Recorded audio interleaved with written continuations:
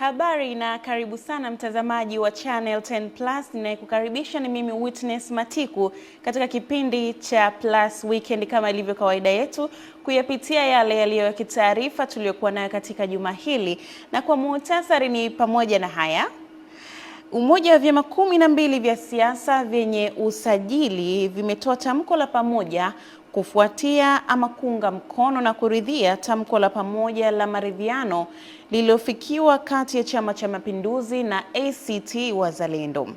Waziri wa maendeleo ya vijana Joel Nanauka amewataka vijana nchini kujenga utamaduni wa uaminifu na kufanya kazi kwa bidii pamoja na ubora na kutunza sifa njema, hali ambayo itawasaidia kufikia mafanikio ya kiuchumi. Na uvamizi wa tembo unaoendelea kuharibu mashamba na miundombinu ya maji katika kata ya Mswakini, wilaya Monduli, umemlazimu mbunge wa jimbo la Monduli Isaac Joseph kuiomba Wizara ya Maliasili na Utalii kuingilia kati. Karibu.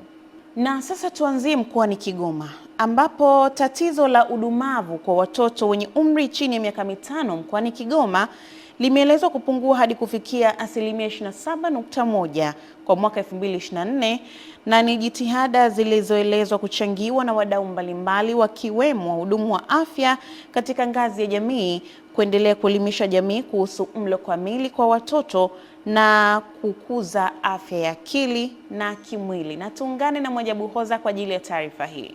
Kupitia ziara ya kaya kwa kaya, familia nyingi zimepata elimu ya lishe, ikiwa ni pamoja na kuandaa mlo kamili pamoja na kuwahudumia watoto ipasavyo. Miongoni mwa wanufaika ni familia ya Isaac Makoroka yenye watoto 8, mkazi wa Kasimbu, ambaye watoto wake waliwahi kukabiliwa na changamoto ya utapiamlo. Walileta lishe mitaani kwa mwenyekiti, nikawa nimeenda pale, wakawa wamewapima, wakasema na utapiamlo, wakawa wamenichukua huduma kunipeleka hospitali. Kipato hiki kilikuwa ni kidogo, chenye ambacho kuharisha familia hii yote ilikuwa tayari inataka kunitoa nokauti. Wameeleza baada ya kuletewa saliki, ambayo ni siku ya afya na lishe ya mtaa inayofanyika kila baada ya miezi mitatu, iliwasaidia kuondoa utapiamlo kwa watoto wao. Shukuru hata hivi serikali ilileta saliki. Kuna mtoto mmoja alikuwa amezofu kweli, lakini nashukuru Mwenyezi Mungu mtu alipata lishe ile. Kidogo nikaanza kusikia kauzito kwa mtoto kanaanza. Wakizungumzia kauli mbiu ya nyumba kwa nyumba hatuachi mtu, wahudumu ngazi ya jamii CHW wamesema jitihada hizo zimesaidia kuokoa maisha ya watoto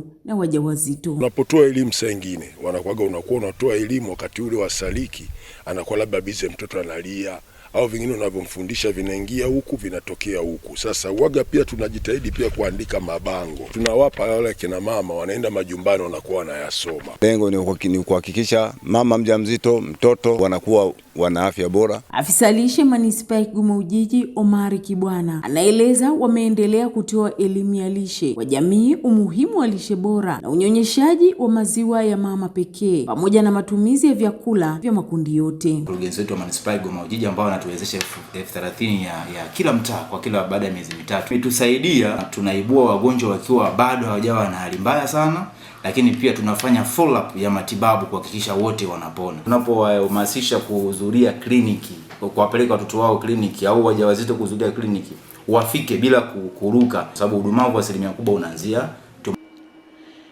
Na sasa tuelekee mkoani Njombe, ambapo wakazi wa kitongoji cha Sagalu kilichopo kata ya Manda wilayani Ludewa wameiomba serikali kuwapunguzia michango inayotozwa kila kaya kwa ajili ya ujenzi wa vyumba viwili vya madarasa katika shule ya msingi ya Sagalu pamoja na nyumba ya mganga wa zahanati ya Sagalu.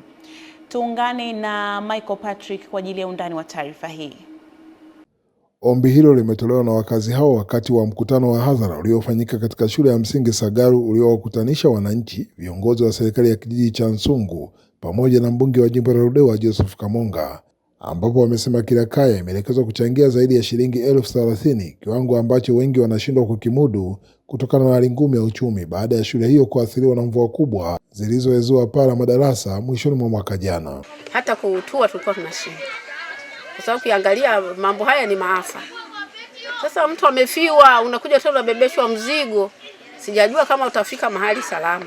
Fyatua kuja kusomba tofali na mawe, mtu mmoja anabeba karibu mzigo wa shilingi 60,000, haipungui. Sasa mbungu ili ulivyokumbushia kusema vijana watatukimbia, na kweli walikuwa tayari kukimbia kwa muono wa sisi wazee, lakini kwa kauli yako hii vijana wote wamerudi. Jamani vijana, si mmerudi, mtakimbia tena. Kutokana na kilio hicho, kwa upande wake mbunge wa jimbo la Ludewa Joseph Kamonga ametangaza kuchangia mifuko 50 ya saruji kati ya mifuko 98. Ndugu zangu, tunatambua kwamba tuna changamoto ya madarasa na tunajua kwamba wananchi mna moyo sana wa kuchangia nguvu yenu ili serikali je waunge mkono, lakini mchango wa mwananchi mara nyingi ni vizuri uzingatie hali ya uchumi ya eneo husika. Mimi nimepokea mifuko 50. Kama tujuavyo, hayawi maridhiano kule Zanzibar yamekwisha kuwa. Hii ni kufuatia tamko la pamoja ambalo lilifikiwa katika juma lililopita kati ya Chama cha Mapinduzi na ACT Wazalendo. Lakini hivi sasa umoja wa vyama 12 vya siasa ambavyo vina usajili vimetoa tamko la pamoja la kuridhia tamko la maridhiano hayo kati ya Chama cha Mapinduzi na ACT Wazalendo lililotangazwa tarehe 9 ya mwezi huu Ikulu visiwani Zanzibar. Umoja wa vyama hivyo vya siasa vimesema kuwa hatua ya maridhiano hayo ni ya kuungwa mkono na kila kiongozi wa chama ili kuhakikisha maridhiano hayo yanaleta umoja wa kitaifa. Na hii ni taarifa zaidi.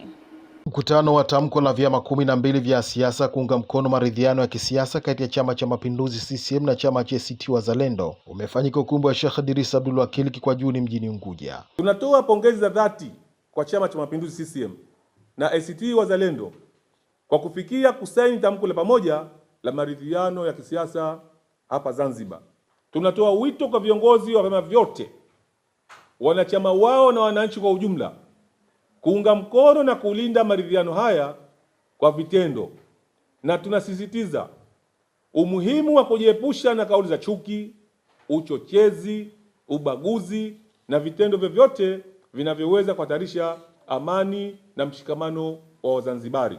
Mbali ya vyama hivyo kutoa tamko la kuridhia na kupongeza hatua hiyo, wameiomba serikali kuhakikisha maridhiano hayo yanavishirikisha vyama vingine vya siasa na taasisi za kiraia. Tunasisitiza kuwa maridhiano haya yanapaswa kujengwa katika misingi ya ushirikishwaji, kuheshimiana, kujenga mazingira ambayo kila chama cha siasa bila kujali ukubwa wake au idadi ya kura kilizopata kinajiona kuwa ni sehemu ya safari ya kujenga Zanzibar mpya yenye mshikamano na maendeleo. Kando na vyama hivyo, nacho chama cha wananchi CUF kimejitokeza mbele ya waandishi wa habari kupongeza maridhiano hayo. Tunasema kwamba CUF kinaheshimu sana katiba na kinaheshimu maridhiano, kinaheshimu mwafaka ambao kwa wameuzaa wao. Sasa tuelekee mkoani Arusha, ambapo hapa nichukue dakika chache kuwashukuru ndugu zetu wa Masai kwa kuendelea kuenzi utamaduni wa Muafrika kupitia kabila lao katika mila na tamaduni za kabila hili la Wamasai. Sasa katika hili, mila na desturi za jamii ya Wamasai zimeendelea kuenziwa wilayani Longido mkoani Arusha kupitia sherehe ya Nyangulo. Sherehe hii ni kwa ajili ya kuwavusha wanaume ama vijana wa kiume katika rika la ujana kuelekea utu uzima, na hilo linafanyika katika utamaduni na mila za desturi za kabila la Kimasai. Na taarifa zaidi inakujia kuhusu tukio hili. Kwa mujibu wa wazee wa jamii hiyo ya Kimasai, sherehe hizo huanza nyakati za alfajiri kwa taratibu za kimila, ikiwemo kunyweshwa maziwa, hatua inayoashiria baraka, heshima na mwanzo wa maisha mapya. Wazee wa tarafa ya Enduimet wamesema rika la Nyangulo hupewa maziwa katika boma maalum la kimila kama ishara ya kupokea majukumu mapya. Kuna vijana 29 tunawapa maziwa kwa ajili ya kustaafisha rika kutoka kwenye kunywa maziwa wakiwa wengi na kunywa mwenyewe. Wanywe pamoja, walale pamoja, ili ikitokea la kutokea waweze kupatikana pamoja wakiwa wengi. Kwa leo tumeandaa hiyo na tumewapa baba zetu zawadi wa pikipiki 2 na blanketi. Tumewazawadi maana wametupeleka mbali, wameanzisha mbali kutulea. Mwenyekiti wa halmashauri ya wilaya ya Longido amesema mfumo wa rika unaendelea kuwa nguzo ya mshikamano, maadili na maendeleo katika jamii ya Wamasai. Sasa ili uwe mzee kwetu sisi, hatua ya kwanza ni kuanza kutengeneza mahusiano na familia yako. Naye mkuu wa wilaya ya Longido Salum Kali amesisitiza umuhimu wa kuendelea kuhifadhi mila na desturi zenye tija sambamba na kudumisha amani, umoja na maendeleo ya wananchi. Leo Mheshimiwa Rais ameleta umeme. Hapa mlipo mnatumia umeme. Umeme kila kitongoji, umeme kila kijiji, kila mahali unapopita tunaona matokeo makubwa sana kwenye maendeleo. Popote mnapokuwa ndani ya nchi na nje ya nchi, basi tangulizeni upendo, tangulizeni undugu. Na sasa tuelekee katika wilaya ya Babati ambapo mbio za Mwenge wa Uhuru zimeendelea kukimbizwa na zimezindua mradi wa kuni poa, ambapo huu ni mradi wa kuni zitokanazo na maganda ya miwa unaotumiwa katika shule ya sekondari ya Nakwa, halmashauri ya mji wa Babati, ikiwa ni sehemu ya shule hiyo kutekeleza lile agizo la serikali la kuhakikisha ya kwamba kila taasisi yenye watu zaidi ya 100 inatumia nishati safi ya kupikia. Na taarifa hii inaletwa kwetu na Elia Kimani kutoka mkoani Manyara. Mradi huu wa kuni poa umezinduliwa na kiongozi wa mbio za Mwenge wa Uhuru kitaifa 2026 Wazo Mwang'onda na kuzitaka taasisi pamoja na wananchi kuendelea kutekeleza maelekezo ya Rais wa Jamhuri ya Muungano wa Tanzania Dr. Samia Suluhu Hassan ya nishati safi na kuacha matumizi ya kuni, nishati inayotajwa kuwa sio salama kwa afya. Na yeye ndiye ameelekeza taasisi za umma zote ambazo zina watu zaidi ya 100 zitumie nishati safi na salama, na hashukuru pia wote ambao wamehamasika na kutekeleza maelekezo ya Mheshimiwa Rais kwa vitendo, kuanza kutumia nishati safi na salama ya kuni poa hapa shuleni. Matumizi ya mkaa huu umesaidia ufaulu wa wanafunzi kupanda na kufikia ufaulu wa daraja la kwanza hadi la 3 kwa matokeo ya mtihani wa kidato cha 4 mwaka 2025 na daraja la kwanza hadi la 2 kwa mtihani wa taifa wa kidato cha 6 mwaka 2026. Tofauti na wanafunzi mwanzoni walikuwa darasani kuni zinaisha, unaenda na wanaitwa na mwalimu Teodia anapata shida kwamba mara kwa mara anatoka anaitwa kuni zimeisha. Inatuongezea muda kusoma, kwani kuni poa huwaka kwa haraka na upika chakula kwa haraka, kwani natumia moto mzuri. Kiongozi wa mbio za Mwenge pia amezindua jengo la wagonjwa wa dharura hospitali ya rufaa ya mkoa wa Manyara ambalo limejengwa na serikali kwa shilingi bilioni 1.6. Mradi huu umekamilika na unatoa huduma kwa wananchi. Majengo haya yanahudumia Watanzania wengi, si wana Manyara peke yake. Kuna wengine wanatoka huko Kondoa wanakimbilia hapa, wengine wanatoka Singida maeneo ya kuja huku wanakimbilia hapa. Mwenge wa Uhuru pia ukiwa halmashauri ya mji wa Babati umetembelea mradi wa daraja la Sigino Bagara, mradi wa maji unaotekelezwa na BAWASA eneo la Mrara, vyumba viwili vya madarasa katika shule ya sekondari Kololi, ambapo miradi yote imegharimu zaidi ya bilioni 8. Shukrani sana Elia Kimani kutoka mkoani Manyara. Na sasa tukiangalia taarifa nyingine, hii inaeleza kwamba serikali imeombwa kuweka kipaumbele katika kuboresha miundombinu rafiki ya kufundishia masomo ya sayansi pamoja na kuongeza juhudi za kuwahamasisha watoto wa kike ama wasichana kuyachagua masomo hayo ya sayansi ili kuendana na maendeleo ya sayansi na teknolojia. Tuungane na Witness Ngalawa kwa taarifa hii zaidi.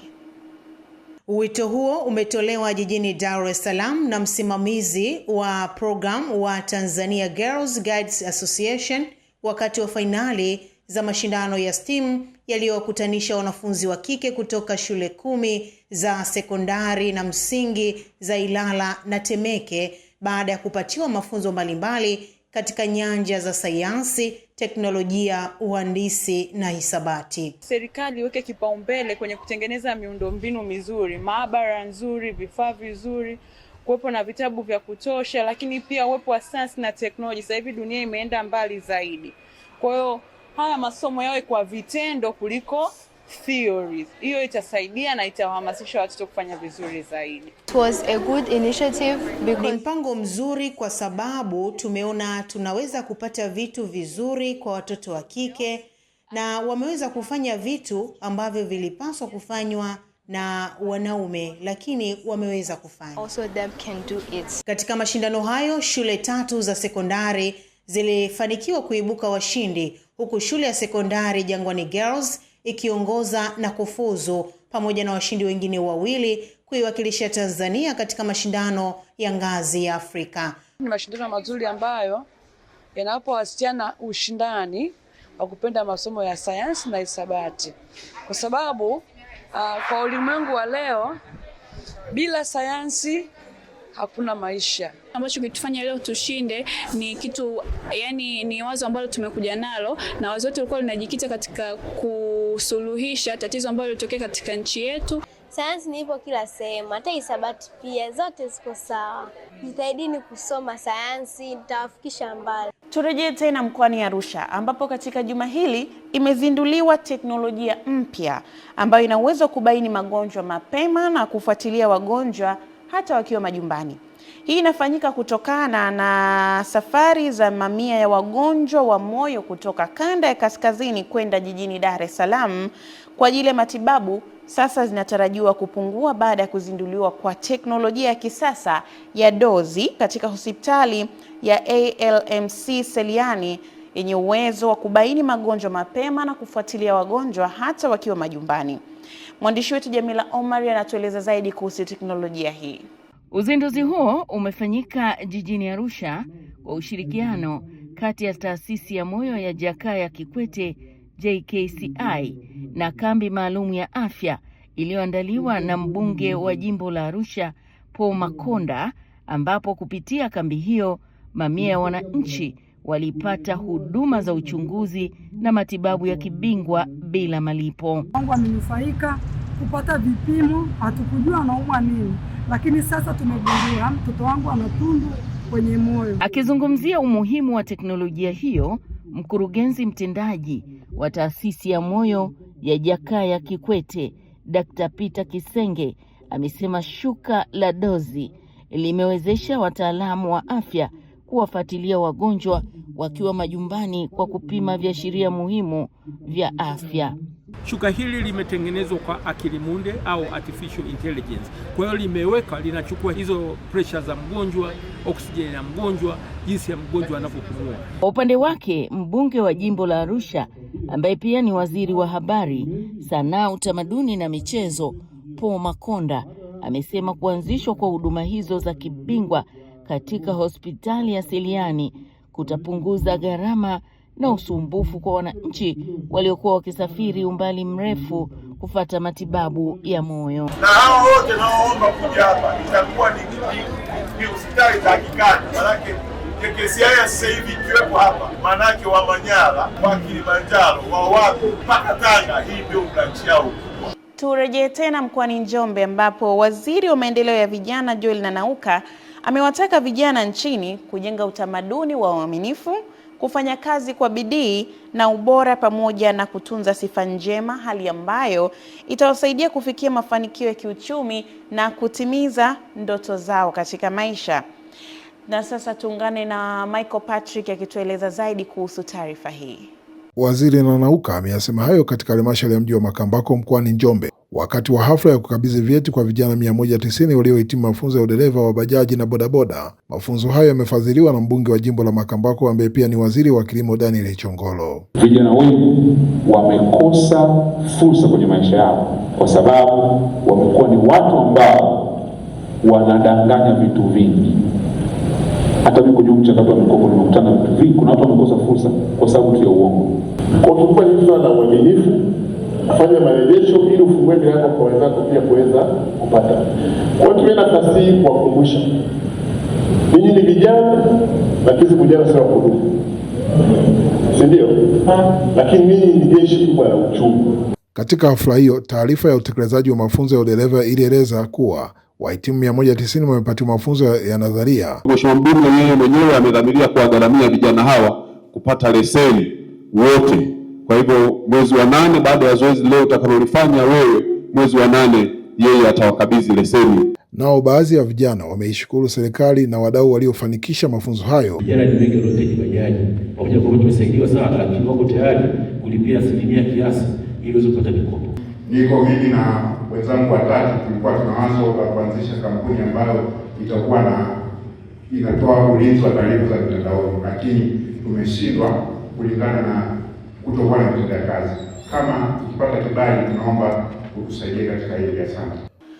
Shukran sana Michael Patrick, na taarifa hii kutoka mkoani Arusha ndio inatuhitimishia Plus Weekend kitaifa, ambayo inaeleza kwamba uvamizi wa tembo unaendelea kuharibu mashamba na miundombinu ya maji katika kata ya Mswakini wilayani Monduli mkoani Arusha.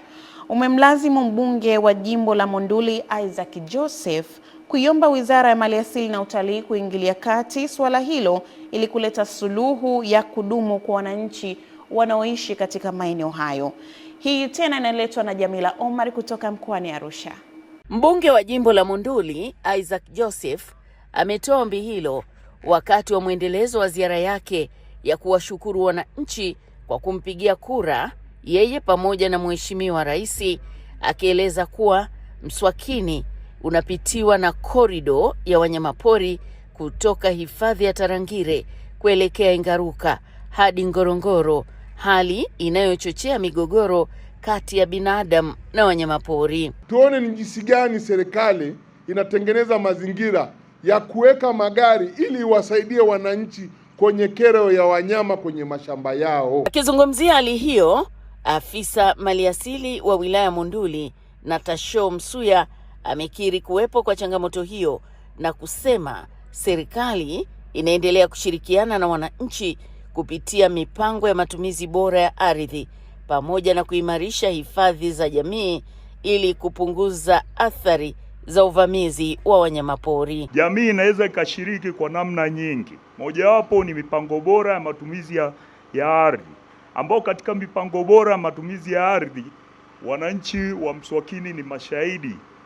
Kwa pamoja mlikubali kuanzisha pori la hifadhi ya jamii la Randileni, ambao kiuchumi vile vile linatusaidia. Kuzungumziwa au ikifanyiwa maendeleo ilikuwa ni mwaka 2000 mpaka leo hii ni 2026, haijawahi kuendelezwa. Imekuwa msitu, imekuwa ikitufugia wanyama. Shukrani sana Jamila Omar kutoka mkoani Arusha, na sasa tunapata wasaa mzuri kabisa wa kuungana na Lulu Ali kuweza kujua yale yaliyojiri katika anga la kimataifa katika juma hili.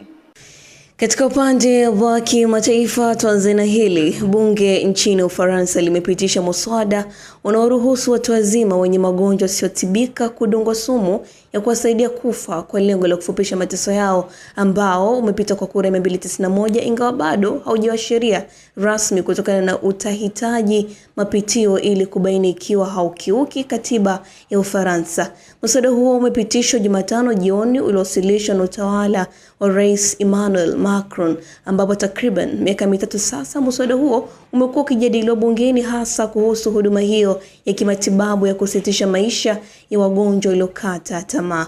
Kulingana na makadirio mbalimbali, watu milioni 300 duniani kote huomba huduma hii inayofahamika kwa Kiingereza kama euthanasia, ambayo huruhusiwa kwa kuzingatia masharti kadhaa, ambapo baadhi ya mataifa ni kama Ulaya, Ubelgiji na Uholanzi yanaruhusu huduma hii ya kufupisha maisha kwa watu wenye magonjwa yasiyopona na wanaoteseka kupita kiasi.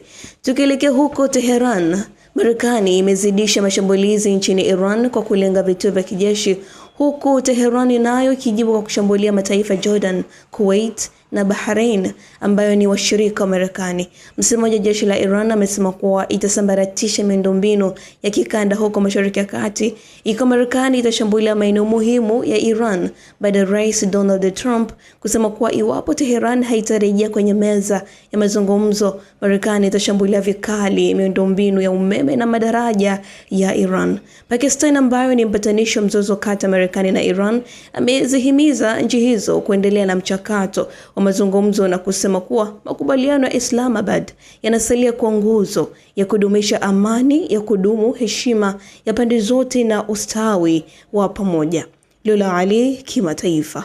Asante sana Lulu Ali kwa taarifa hizo za kimataifa ambazo zinatuhitimishia Plus Weekend katika juma hili. Mimi ni Witness Matiku.